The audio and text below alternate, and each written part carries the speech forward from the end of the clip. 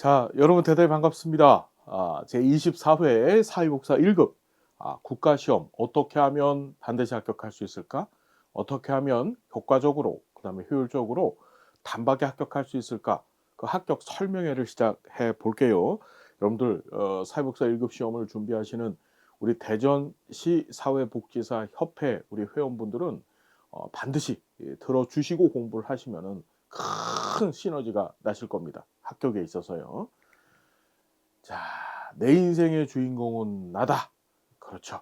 우리가 왜 이렇게 힘들게 사회복사 1급 시험 준비를 합니까? 그죠? 내 인생의 주인공이 여러분들 인생의 주인공이 여러분들 자신이기 때문입니다. 주인공이기 때문에 최고가 되셔야 돼요. 사회복지사로서 최고의 위치에 오르는 건 바로 뭐죠? 예, 여러분 잘 아시는 것처럼 사회복사 1급 자격증을 취득하고 또 가장 좋은 그다음에 가장 훌륭한 현장의 경험, 경력을 쌓아가면서 나를 만들어가는 것입니다. 자, 그 과정 안에 여러분들이 있다는 거. 자, 그런 마음가짐을 갖고 사회복사 1급 시험 준비에 임해 주셨으면 좋겠습니다. 자, 정훈사회복지학과 함께하면 반드시 합격합니다. 제 이름이 박정훈입니다. 이 정훈이란 말이 뭐냐? 발을 정자에 가르칠 훈, 제대로 가르친다라는 얘기예요. 예, 저는 사회복사 1급 강의하고 사회복지 공무원들, 사회복지직 공무원들을 대상으로 한 사회복지학 강의를 하고 있습니다. 자, 그래서 뭐 일단 여러분들이 아셔야 되겠죠? 인터넷 네이버 검색창에다가 박정훈 사회복지사 이렇게 서칭을 해보시면 저에 관한 이력이라든지 저의 강의 샘플들이 나올 거예요. 여러분들 한번 궁금하실 거 아닙니까, 그죠? 예, 그럼 꼭 서칭을 해서 봐주시고 또 유튜브에서 서칭을 해 보셔도 저에 관한 제가 강의했던 강의 내용들 이런 내용들이 있습니다. 한번 훑어봐 주세요. 자, 당신이 꿈을 이루면 당신은 다시 누군가의 꿈이 되어진다. 참 멋진 얘기죠. 여러분들은 꿈을 이루시기 위해서 이렇게 열심히 최선을 다해서 여러분들이 갖고 있는 열정과 노력을 쏟아서 사회복사 1급 시험 준비를 하실 겁니다. 여러분들이 그 꿈을 이뤄 주시면은 여러분들은 다시 누군가의 꿈이 돼요. 여러분들이 잘 해 주시면, 여러분들이 성공하시면, 여러분들이 합격하시면 그럼 그걸 보고 후배들이 또는 절망과 좌절 가운데 있는 여러분들의 클라이언트들이 다시 꿈을 꾸고 새로운 삶을 위한 도약을 하게 된다는 겁니다. 죄송합니다. 자, 요 내용을 먼저 잠깐 보셔야 돼요. 자, 24회 사회복지사 1급 시험 예정일. 여러분들은요, 예상일입니다. 여러분들은 24회 시험을 보게 돼요. 우리 사회복지사 1급 시험의 역사를 잠깐만 말씀을 드릴게요. 이거는 사회복지 실천론 시간에도 시험 문제 잘 나오거든요. 우리 사회복지사 1급 시험에서 실천론 시험에도 시험이 잘 나와요. 자, 우리 사회복지사는요. 1970년입니다. 이 70년에 사회복지사업법 이 사업법이라고 하는 법이 제정이 되면서 이 당시에는 사회복지사라고 하지 않았습니다. 사회복지사업 종사자라고 하는 명칭으로 시작을 했어요. 사회복지사업 종사자. 근데 그게 뭐 특별한 자격증이 아니고 사회복지시설에서 근무를 하시는 분들을 이제 통틀어서 사회복지사업 종사자라고 얘기를 했던 거예요. 그러다가 자 1983년이에요. 이 83년에 이 사회복지사업법이 개정이 되어집니다. 개정이 되면서 이 83년에 드디어 사회복지사 자격증 제도가 도입돼요. 여러분 중요해요. 1급 시험에도 잘 나온다 그랬습니다. 사회복지사 자격증 제도가 처음으로 도입된 게 언제예요? 1983년도입니다. 3년도. 자, 이 당시에는 사회복지사 자격증 제도가 도입이 됐고 그다음에 자격 등급이 있었습니다. 등급이 1등급, 2등급, 3등급 이렇게 3개 등급으로 나눠져 있었어요. 1등급, 2등급, 3등급. 자, 그러다가 자, 1997년이에요. 1997년에 이 법이 또 한 번 바뀝니다. 사회복지사업법이 또 개정이 되면서 자, 사회복지사 1급 1급을 취득하려고 하는 자는 국가시험에 합격해야 된다라고 규정이 바뀌었습니다. 1급을 합격하고 싶어? 그럼 국가시험에 합격을 해야 돼. 자, 그러면서 97년에 법이 개정이 돼서 국가시험제도로 바뀌었어요. 그럼 이게 바로 시행이 되어졌느냐? 뭐 그럴 수는 없겠죠. 그래서 유예 기간을 둔 겁니다. 그 유예 기간이 언제냐? 2003년이에요. 2003년도에 제1회 사회복지사 1급 시험이 시작이 됩니다. 2003년. 그러니까 2003년부터 시작해서 여러분들이 시험을 보시는 해는 2026년이 될 겁니다. 2026년 여러분들은 몇 번째? 예, 24회 시험을 봅니다. 우리 시험은 매년 한 번씩 치러지거든요. 그렇죠. 자, 그래서 이런 역사적인 배경을 갖고 있는 자그마치 24년째 여러분들이 시험을 보시는 그 시점이 되면 자그마치 24년이나 된 시험이다. 음, 역사와 전통이 있어요. 예. 자, 한번 보겠습니다. 예상일 2026년 1월 10일. 우리 사회복사 1급 시험은 1년에 법에는 이렇게 되어 있습니다. 사회복지사업법 시행령에 보면 1년에 1회 이상 시험을 봐야 된다. 1회 이상이니까 한 번, 두 번, 세 번 이렇게 볼 수 있다는 뜻이잖아요. 그런데 실제로는 2003년도에 1회 시험 때서부터 매년 한 번씩만 시험을 봤어요. 근데 한 번씩 시험을 보는 게 1월 달 또는 2월 달에 시험을 봤습니다. 1월 달이나 2월 달. 그러면 자 1월 달, 2월 달에 시험을 볼 때 그 날짜를 공개하느냐? 처음부터 공지는 하지 않고요. 시험을 보기 100일 전에 공지를 하게 되어져 있어요. 산업인력관리공단에서. 그래서 요 날짜는 예상되는 날짜입니다. 근데 제가 시험 날짜를 예상을 매년 하거든요. 근데 단 한 번도 틀린 적이 없었었다.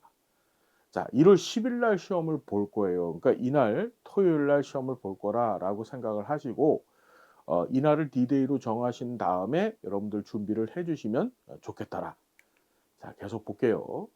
이 법의 자, 사회복지사업법 제11조 제3항을 봤더니 사회복지사 1급 시험에 관한 규정이 이 법에 달려 있어요. 자, 사회복지사 1급 자격은 국가시험에 합격한 사람한테 부여한다. 이게 언제 바뀌었다 그랬어요? 1997년도에 법이 개정이 돼서 2003년도부터 시행이 됐다 그랬죠. 그리고 정신건강사회복지사, 의료사회복지사, 학교사회복지사 여러분들 중에서 요 전문사회복지사 우리 3대 전문사회복지사라고 하죠. 예, 정신건강사회복지사, 의료사회복지사, 학교사회복지사에 대해서 관심 갖고 계신 분들 분명히 계실 겁니다. 자, 이 자격증 제도가 2018년도 사회복지사법 개정이 되면서 이게 2020년도서부터 시행이 됐거든요. 예.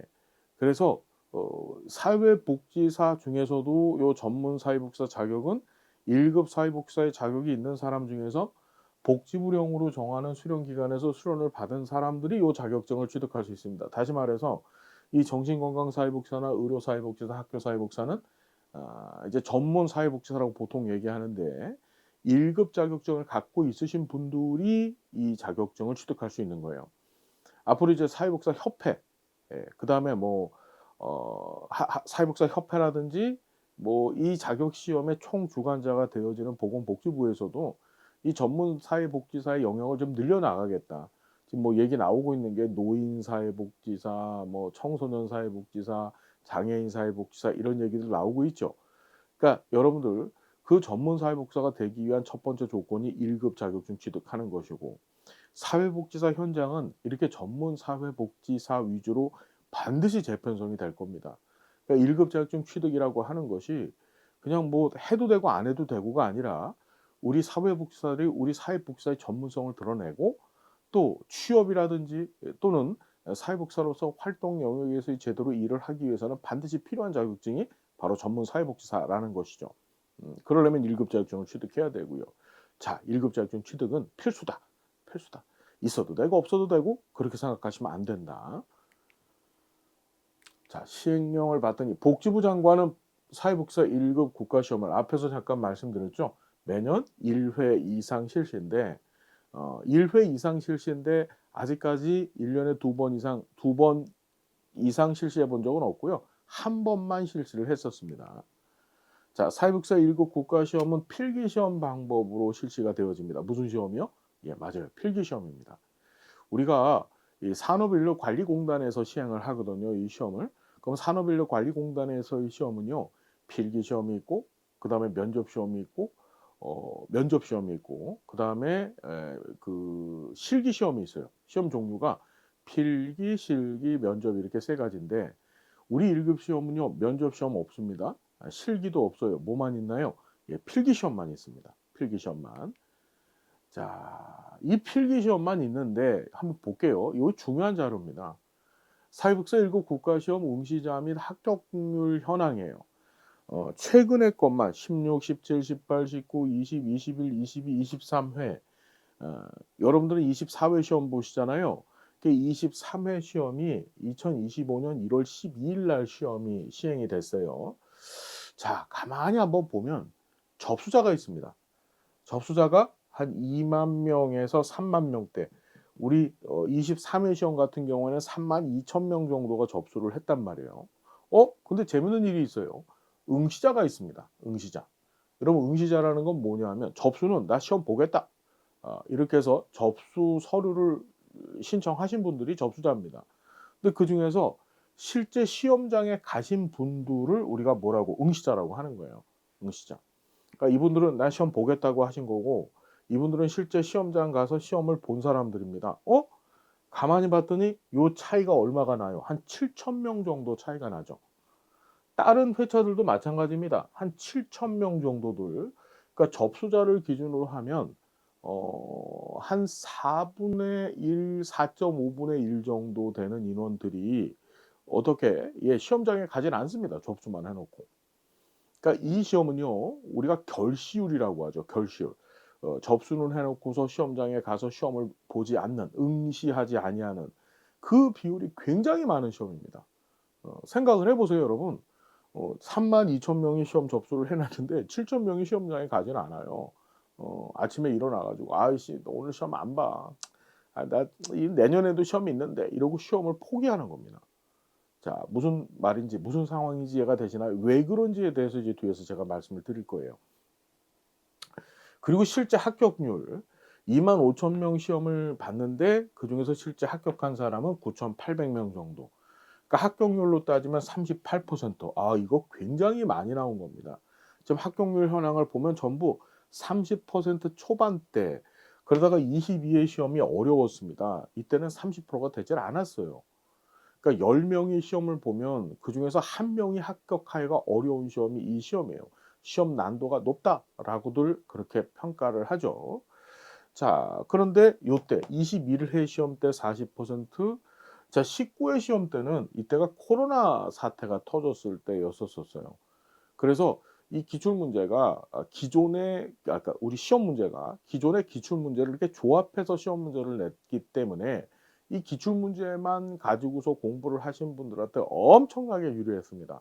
그 시험이 쉬웠어요. 그래서 이때 아주 특이하게 합격률이 60%에 이르렀던 거예요.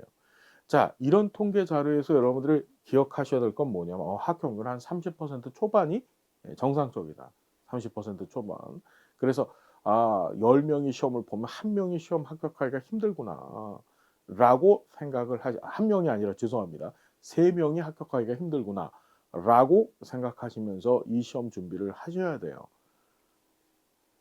자 우리 1급 시험 국가 자격 시험 성별 합격자 현황입니다. 요것도 재미있는 통계인데요. 이 시험의 응시자는 압도적으로 누가 많습니까? 여성이 많아요, 여자가. 그리고 합격자가 있고 합격률 지금 보이시죠? 자 분포율이라고 했는데 여성이 76.52% 보통 70% 이상. 현장에서 근무하는 사회복사님들 많은 숫자가 여성이란 얘기죠. 그리고 자 남성이 23% 정도.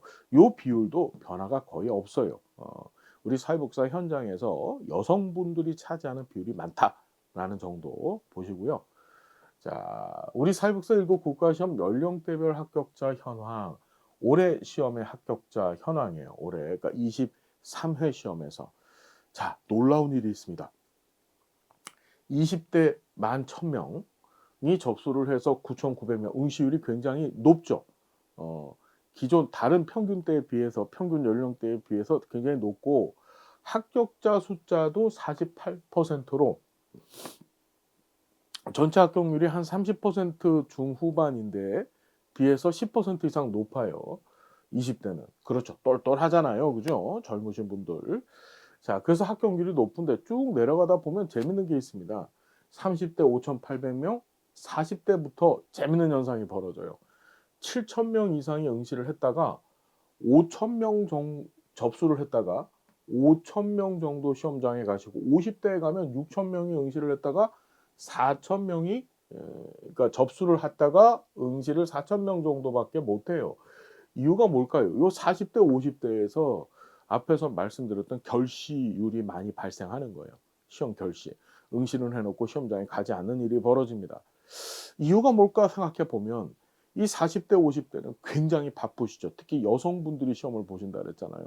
여성분들이 시험을 보시는 경우가 많기 때문에 현장에서 실제 일을 하시고 또 가사도 하셔야 되고 아이들 돌봄도 하셔야 돼요.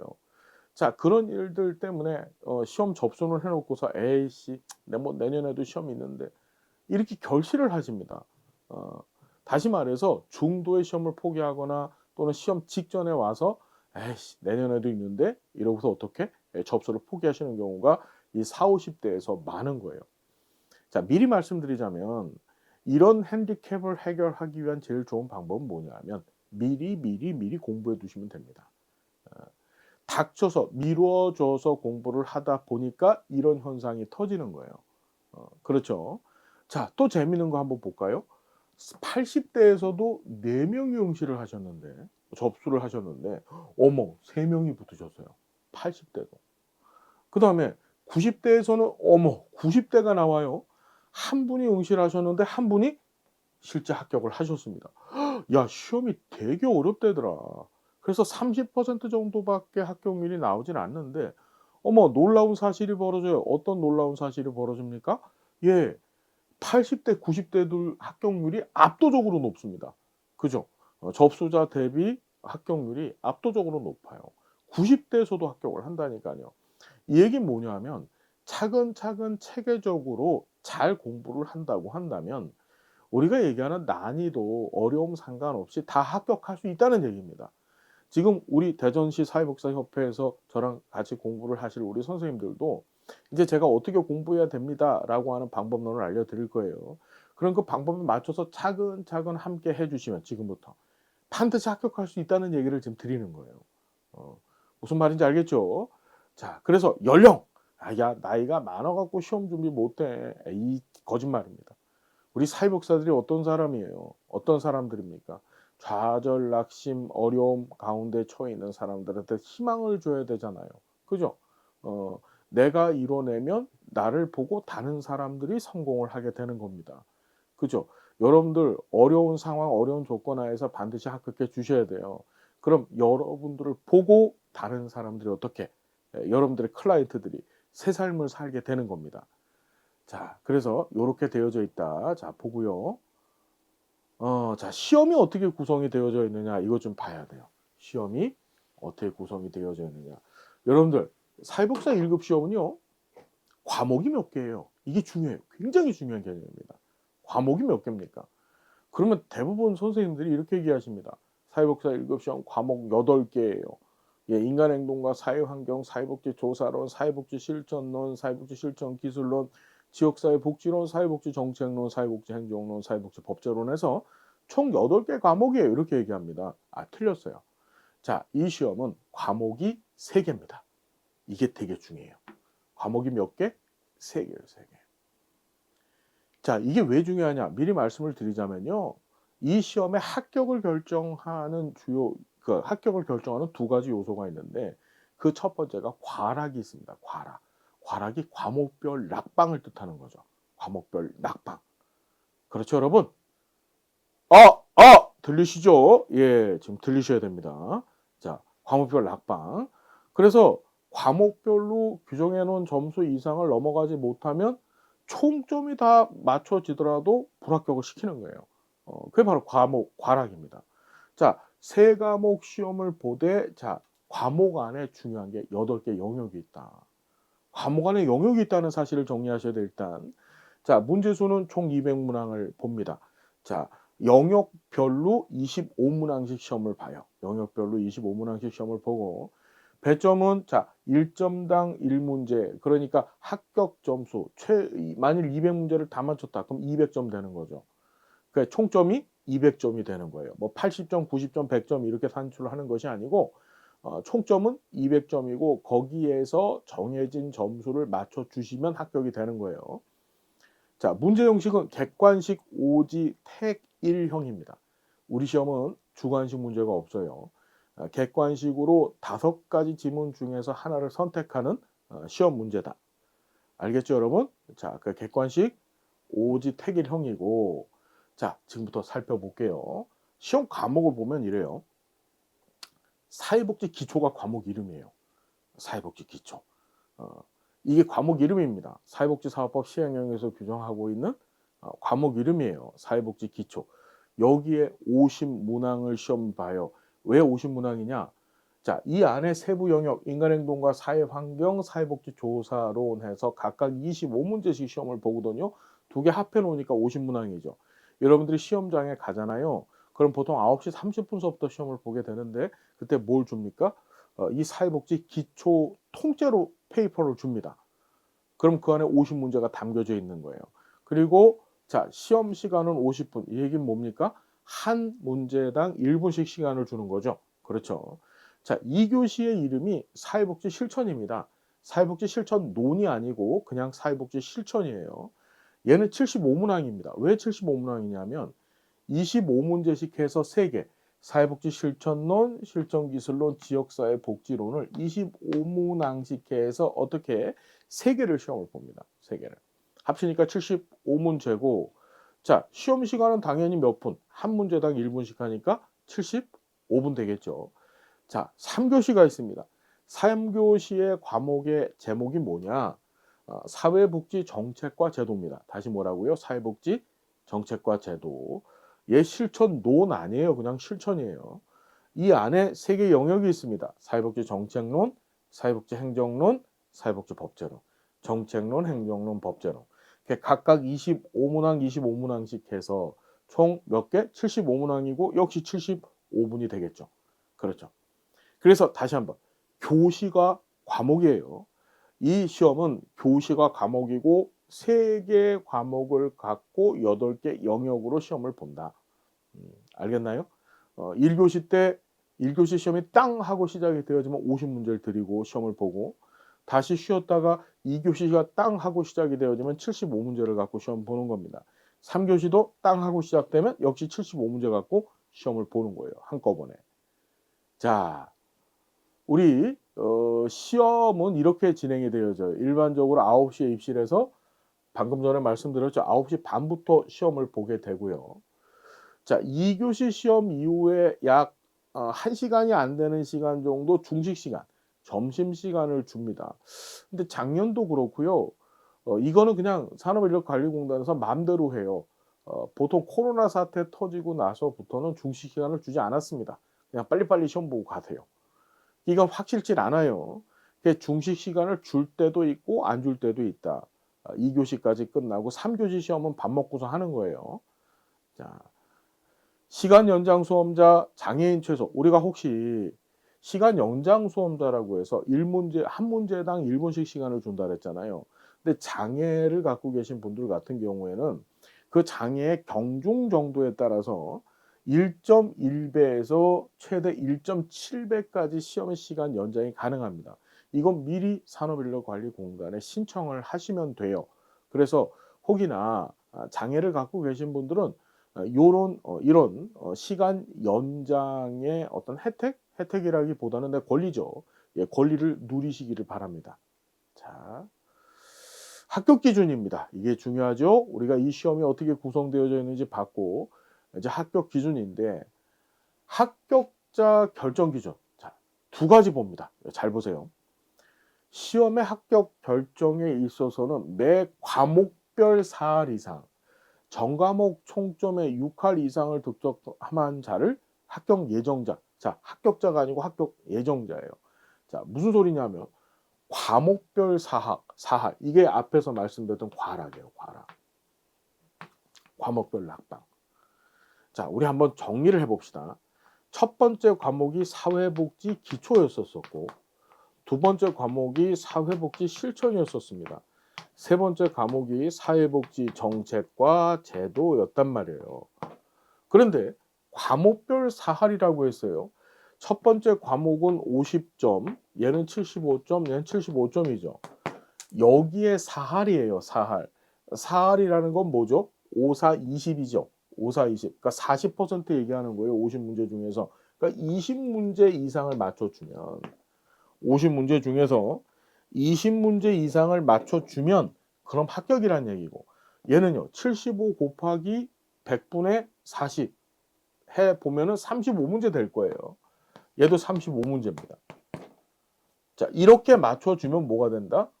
과락 조건에서는 해방이다. 자, 그럼 여기에 재밌는 단서가 있습니다. 뭐가 있냐면, 사회복지 기초에서 20문제라고 하는 것이, 사회복지 기초는 두 가지 영역으로 구성되어 있다 그랬죠. 그것이 인간행동과 사회환경, 사회복지 조사론으로 구성이 되어져 있는데, 그렇죠. 여러분들 사회복지 조사론 많이 어렵다고들 얘기하잖아요. 아니, 실제로 어렵진 않습니다. 예, 공부해 보면 별거 아니에요. 자, 인간행동과 사회환경, 사회복지 조사론이 있는데, 이 사회복지 조사론 같은 경우에 내가 공부를 너무 못해서 빵점 맞았어요. 25문제를 다 틀린 겁니다. 그리고 인간행동과 사회환경 25문제 중에서 5개 틀리고 20개만 맞췄어요. 그럼에도 불구하고 과락이 될까요, 안 될까요? 과락 안 당합니다. 무슨 얘기인지 아세요? 2교시에서 보는 실천론, 실천기술론, 지역사회복지론이 있는데, 지역사회복지론이 많이 어렵다고들 합니다. 왜? 학자들이 많이 나와요. 지역사회복지론 빵점 맞았어요. 빵점 맞고, 실천론에서 한 15개, 한 20개 맞고, 실천기술론에서 15개만 맞아줘도 과락이 아니야. 과락 아닙니다. 얘는 영역별로 빵점을 맞아도 과락이 생기지 않는다는 얘기예요. 묶어서 계산을 하기 때문에, 영역을 갖고 묶어서 하나의 과목으로 보기 때문에. 무슨 얘기인지 알겠습니까? 과락 나온다는 것이 거의 불가능한 시험이다. 우리 앞에서 봤지만 2만 한 5, 6천 명씩 시험을 보잖아요. 이 중에서 과락자는 많이 나오면 1명, 2명 이렇게 나와요. 여러분들 과락은 생각하지 않아도 된다. 과락에 대해서 걱정하지 마시고, 자, 그럼 두 번째 합격 조건이 뭐냐? 총점만 맞추면 됩니다. 총점. 총점은 200점이 전체 점수인데, 총점인데, 여기에 6할이라는 건 60%를 얘기하는 거죠. 120점 이상만 맞추면 되는 거예요. 200 곱하기 100분의 60 하니까. 얘는 다시 한번, 과락은 신경 쓰지 마시고 뭐만 맞추면 된다? 예, 총점만 맞춰주면 된다. 120점 이상만 맞춰주면 반드시 합격할 수 있는 시험이다. 이거 되게 쉽잖아. 무슨 과목 과락 영역별로 빵점을 맞춰도 합격할 수 있는 시험인데, 그런데도 불구하고 왜 합격률이 이거밖에 나오질 않을까? 30%밖에. 그렇죠. 자, 계속 한번 볼게요. 합격자 결정. 자, 그 이유는 뒤에 가서 좀 볼 거예요. 자, 합격자 결정 기준은 사회복사 1급 국가시험 합격 예정자. 여러분 이게 중요한데, 필기시험 합격하신 분들은 합격자가 아니에요. 합격 예정자라고 합니다. 이분들이 한국사회복사협회에다가 뭘 내냐면 관련 서류를 내요. 나 졸업을 했다. 그 다음에 실습을 받았다. 즉 시험을 볼 수 있는 응시 자격을 갖고 있다는 것을 시험을 보기 전에 하는 것이 아니라 시험을 본 후에 협회에다가 관련 서류를 우편으로 제출을 하고, 거기에서 패스가 되어지면 최종 합격자가 되는 거예요. 무슨 얘기인지 알겠나요? 한 4-5년 전만 해도 4-5년 전만 해도 "나 시험을 볼 자격이 되는지 한번 확인해 주세요."라고 응시 서류를 먼저 내고, 그리고 나서 시험을 봤어요. 근데 그게 아니고 바뀌었습니다. 지금은 시험을 보고 나서, 1급 시험을 보고 나서, 그리고 나서 응시 조건에 부합이 되는지를 확인받습니다. 올해도 그런 일이 있었었는데 안타까우신 분들이 계세요. 뭐냐, 그 2년제 학교를 졸업하시고 2년제 대학을 졸업하시고 현장에서 근무를 하셨어요. 현장에서 근무를 하실 때 이 생활지도원으로 근무를 하셨거든요. 예. 근데 그것이 본인 입장에서는 경력으로 인정이 될 줄 알았는데, 사회복지사 경력으로. 근데 그 경력 인정이 되질 않아서 1급 시험에서 좋은 점수를 획득했음에도 불구하고 시험에서 낙방을 하신 경우와 최종 합격자가 되지 못해서 1급 자격증을 취득하지 못한 경우를 본 적이 있습니다. 자, 여러분들이 시험에 응시 조건이 되는지의 여부는 저한테 직접 물어주시면 돼요. 이제 유튜브에 요 강의가 공개가 될 텐데 유튜브 채널에서 질문을 주시면은 제가 답글을 드릴 거예요. 또 좀 이따가 네이버 밴드를 하나 알려드릴 텐데 그 밴드에다가 질문을 주셔도 제가 응시 자격 여부가 되는지에 대해서 정확하게 답변을 드릴 겁니다. 자, 무슨 얘기인지 알겠죠? 혹시 개인 정보 숨기고 싶은 자신만의 이야기가 있으신 분들은 그 네이버 밴드를 제가 알려드릴 거예요. 그 밴드에서 그 개인 채팅을 하시면 됩니다. 채팅으로 저한테 질문을 주시면 제가 답변을 올리겠습니다. 그래서 꼭 본인이 응시 조건에 부합되는지를 먼저 확인하시고 시험을 꼭 보셔야 된다. 자, 최종 합격자 발표후라도 제출된 서류 등의 기재사항이 사실과 다르거나 응시 자격 부적격 사유가 발견될 때는 합격을 취소한다. 뭐 이런 얘기가 있고요. 자, 합격자 결정 어떻게 되는지 앞에서 말씀드렸죠? 예, 그래서 두 가지 조건, 총점 조건하고 죄송합니다. 총점 조건하고 그 다음에 꽈락 조건이 있는데 꽈락 조건 신경 쓰지 마시고 총점 전체 200문제 중에서 120문제만 맞추면 된다. 자, 응시 자격 볼게요. 자, 다음 어느 하나에 해당하는 자 해가지고 얘기들이 뒷다 많습니다. 뭐 쭉 나와 있는데 이 내용들은 별로 중요한 게 아니고요. 제가 한마디로 정의를 해드릴게요. 4년제 학위를 받으셨잖아요. 4년제 학위를 받으시고 나서, 그러니까 4년제 전공 불문입니다. 사회복지학과 안 나오셔도 돼요. 4년제 이상의 학위, 그러니까 4년제 학사 또는 뭐 석사, 박사 괜찮아요. 받으시고 나서 내년 2월 28일까지, 2026년 2월 28일까지 2급 자격증을 취득했거나 또는 2급 자격증이 취득 예정이신 분들 2월 28일까지예요. 시험은 1월 달에 시험을 보는데 2월 28일까지 그걸 취득할 수 있거나 또는 현재 취득하신 분들은 무조건 시험 보실 수 있습니다. 전공 불문, 그 4년제라고 하는 것이 전공 불문. 아시겠죠? 그러니까 보통 다른 학과, 사회복지학과가 아닌 다른 여타의 학과를 나오셔서 졸업하신 다음에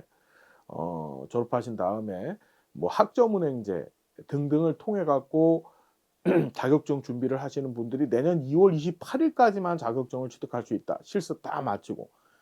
또는 현장에서 나는 벌써 일을 하고 있다. 그런데 학점 운행제 등을 통해서 자격증을 취득했다. 학사 학위 과정은 전혀 틀리다. 무조건 시험 보실 수 있습니다. 알겠죠? 자, 두 번째. 2년제 학위를 취득하신 분들은 2년제까지만 학위를 취득하신 분들은 죄송지만 반드시 1년 이상 현장 근무 경력이 있으셔야 돼요. 1년 이상. 그래서 1년 이상 현장 근무 경력이 있어 주셔야 되겠더라.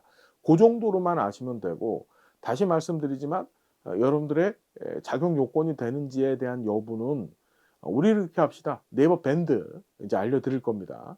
그 밴드에서 저한테 채팅으로 질문을 주시면 제가 정확하게 답변 올리겠습니다. 자, 자격 결격 취소 사유, 사회복사가 되지 못하는 경우에요.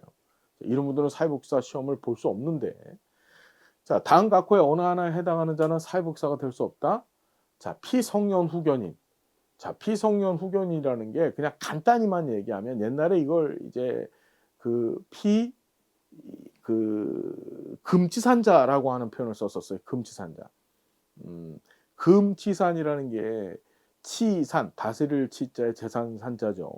우리 자본주의 사회에서는 우리가 사는 세상에서는 자신의 재산을 제대로 잘 관리할 수 있는 사람이 정상적인 사람이에요. 근데 그게 못 되는 사람들 있잖아요. 그런 사람들한테 그 재산 관리를 금지시킨 거예요.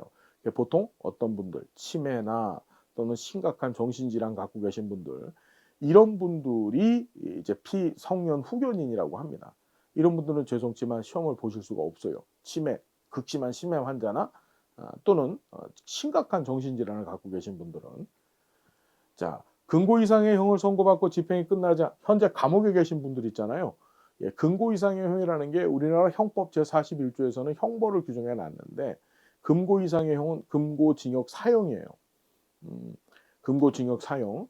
이거 받으시고 집행이 끝나지 아니하였거나 또는 대통령님한테 사면 받으셔 갖고 집행을 받지 아니하기로 확정되지 아니한 사람. 그러니까 쉽게 얘기하면 현재 감옥에 계신 분들은 시험을 보실 수가 없습니다. 우리 대전시 사회복사 협회 회원분들 현재 감옥에 계신 분들은 안 계시죠? 그렇죠. 자, 또 법원의 판결에 따라 자격이 상실되거나 정지된 사람들. 자, 이거 마약, 대마 또는 향정신성 의약품 중독자분들. 이거 그래서 검사하게 되어져 있죠. 검사하게 되어져 있습니다. 우리 1급 시험 보시는 분들. 이분들 사회복사 될 수 없고요. 정신건강증진 및 정신질환자 복지서비스 지원에 관한 법률에 따른 정신질환자 다만 전문의가 사회복사로서 적합하다고 인정하는 사람은 그러하지 아니하다. 자, 요 정도. 취소 사유. 요런 조건에 해당이 되어지면 자격증 취소인데 뭐 그냥 읽어 보셔도 되는데 이런 거 하시면 안 돼요. 자격증 막 대여, 양도, 위조, 변조, 남한테 자격증 빌려주고 이런 일 하시면 안 됩니다. 안 되고 넘어갈게요. 만일 이 자료가 필요하신 분들 계시면 역시 밴드에서 질문을 주시면 답변 드리겠습니다. 23회가 아니고 24회입니다. 24회 사회복사 1급 국가시험 대비 합격 전략입니다. 지피지기면 100전 100승이다. 어떻게 하면 합격할 수 있느냐? 어떻게 하면 단박에 효율적 효과적으로 합격할 수 있느냐? 자, 이 시험의 가장 핸디캡이 연초에 시험을 보는 거예요. 연초에. 1월 달에 시험을 봐요. 1월 달에. 이것 때문에 합격률이 낮은 겁니다. 시험 자체는 이제 공부하다 보면 별거 아니에요. 공부하시다 보면 별거 아닌데 연초에 시험을 본다. 그럼 여러분 사회복지사들뿐만 아니라 우리 모든 사람들이 연말연시가 1년 가운데 제일 바쁘잖아요. 그죠? 예, 막년에도 해야 되고 송년회도 해야 되고 그죠? 신년회도 해야 되고 또 현장에 계신 사회복사님들은 또 준비를 해야 돼요. 예산서 작성해 갖고 발송을 해야 되죠. 또 1년 동안 어떻게 업무를 잘 처리했는지에 대한 결산도 해 봐야 된단 말이에요. 그게 굉장히 중구난방 바빠요. 근데 우리는 시험 준비를 항상 어떻게 닥쳐서 하거든요. 그렇죠. 야, 시험 한번 합격해 보자. 3개월 남겨 놓고 해 보자. 나중에는 어떻게 3주 남겨 놓고 해 보자. 나중에는 어떻게 3일 남겨 놓고 해 보자. 그래서 시험장에 안 가는 거예요. 그래서 결실이 높습니다. 여러분, 연초에 치러지는 시험이기 때문에 제가 누누이 드리는 말씀이 뭐냐면 차근차근 지금부터 조금씩만 준비하시면 무조건 합격할 수 있다. 조금씩만. 알겠나요? 단박에 닥쳐서 하려고 하면 이 사람 속성이 뭐죠? 습성이. 자꾸 미루다가 나중에 결국에 시험장 안 가고 말지. 뭐 내년에도 시험 있는데 이러고 시험을 포기하는 겁니다. 그래서 다시 한번 부탁드립니다. 천천히 지금부터 시작하시면 돼요. 어떻게 천천히 시작하는지는 또 뒤에서 제가 알려드릴 거예요. 자, 공부해야 될 분량이 많습니다. 우리 시험은 별거 아닙니다. 진짜 별거 아니에요. 예, 제가 알려드린 대로 하면 별거 아닌데 대신에 공부해야 될 양이 좀 많아요. 그렇죠. 우리 8개 영역 시험을 보는데 이게 학교에서 학부 과정에서는 전부 다 전공 필수 영역들이거든요. 보통 하나당 3학점 내지 6학점씩 공부를 해야 돼요. 6학점씩 해야지만 그 과정을 패스할 수 있는 영역들이란 말이에요. 그러니까 시간으로 따진다면 한 2년, 3년 정도는 공부해야 될 내용들이거든요, 이게. 그걸 지금 한꺼번에 몰아서 공부해서 시험을 봐야 돼요. 그러니까 공부할 분량이 많다 보니까 뭐 하냐면 앞에 공부할 분량이 많다 보니까 야, 오늘부터 공부 한번 시작해 봐야지. 맨 처음에 인간 행동과 사회 환경이 있잖아요. 그 척 펴면 프로이트가 있습니다. 프로이트 정신분석 이론이 있죠. 프로이트 정신분석 이론 오늘부터 공부. 자, 공부하다가 공부 끝나고 나서 자, 뿌듯한 마음으로 잠을 잡니다. 그리고 내일부터 다시 시작해야지. 그렇죠. 예. 근데 내일은 또 술 마셔야 되고 또 회사에서 일이 있고 아이들 괴롭힘이 있고 그렇죠. 등등등의 삶의 사건 때문에 하고 2-3일 그냥 훅다닥 지나가는 겁니다.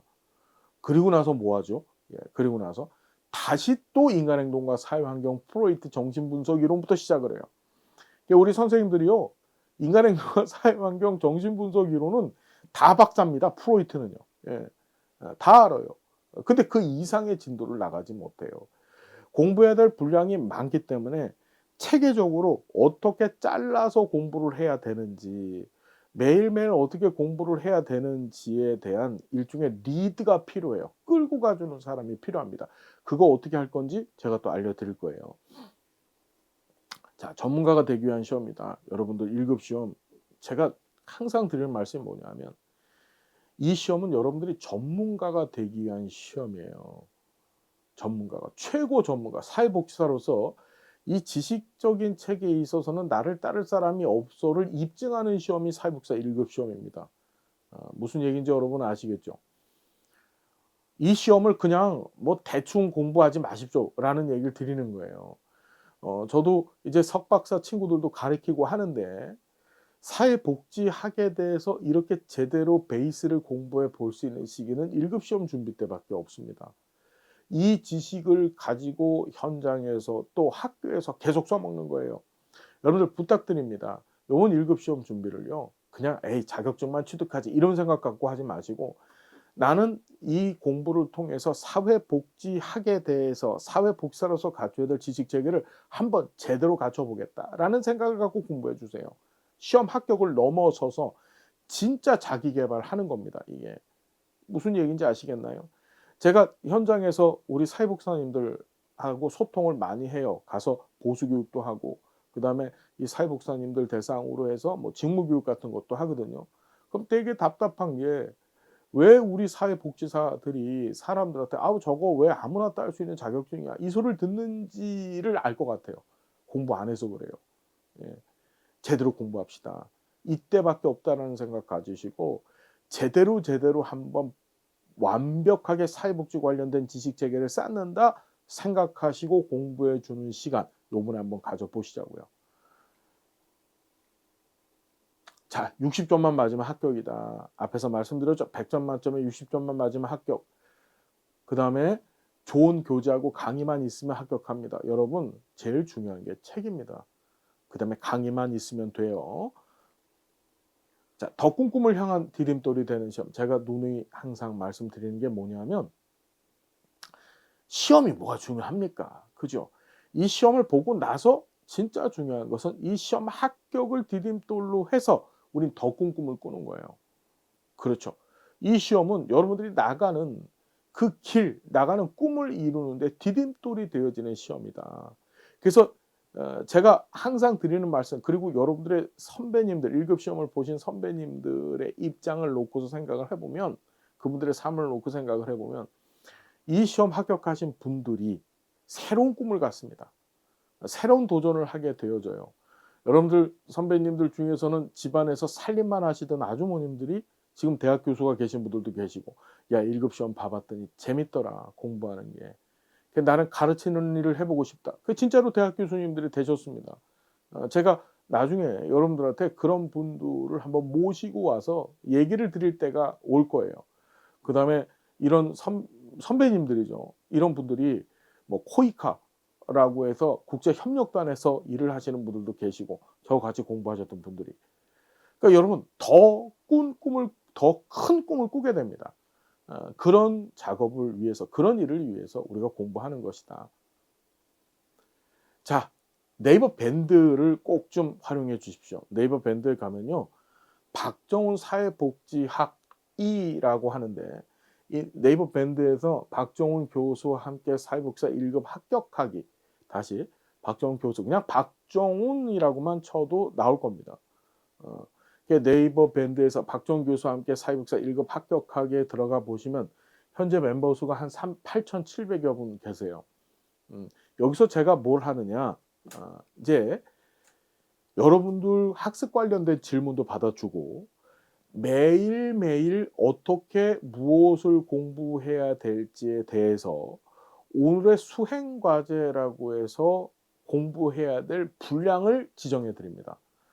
그 분량은 하루에 공부하기에 딱 적합한 분량이에요. 그럼 그걸 여러분들이 함께 쫓아와 주시면 됩니다. 무슨 말인지 알겠죠?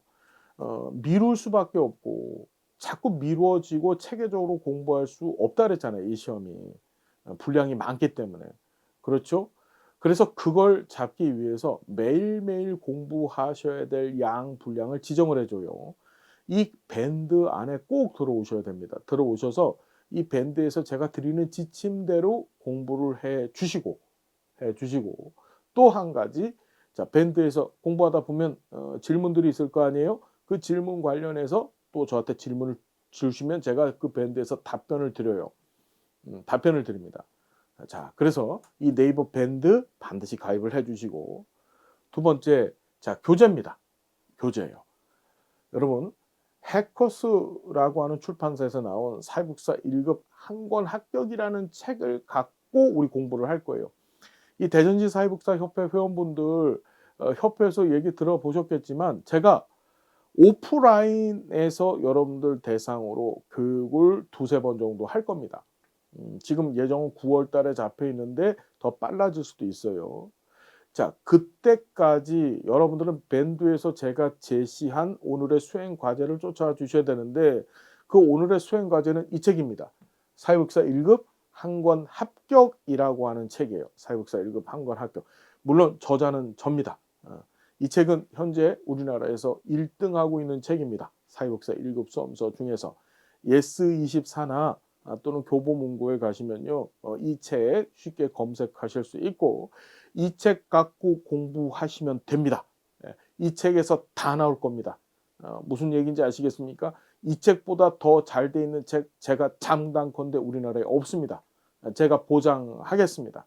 무슨 얘기인지 아시겠죠? 자, 그래서 2026년 이 책을 갖고 공부를 하시면 된다. 제가 보장할게요. 인터넷 서점 등에서 찾아보시면 되고요.